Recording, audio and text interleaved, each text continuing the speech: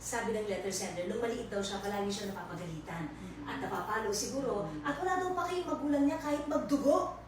Pambihira. Meron ba naman ganun? Para sa mga magulang, huwag tayong papasok sa isang obligasyon na hindi tayo sigurado. Hindi madali ang magkaanak. Kaya kung hindi ka pa ready, huwag mo papasukin yan. Yan ang gusto ko sabihin sa mga kabataan. Pero kung nandiyan ka na, nabuntis ka na, may mga anak ka na, meron tayong pananagutan, meron tayong responsibilidad, meron tayong accountability na alagaan ng mga bata. Hindi pwede yung wala kang pakialam, dinudugo na o hindi. Hindi tama yun. Meron tayong obligasyon bilang magulang. Tita A, anong masasabi mo? So malaki na siya ngayon kasi in her message, she said, nung bata ako, ngayon na mas malaki ka na, my dear letter sender, ikaw kaya ang magpakamagulang, ikaw ang mag-show sa mother mo ng love, ikaw ang magturo sa kanya ng pagmamahal.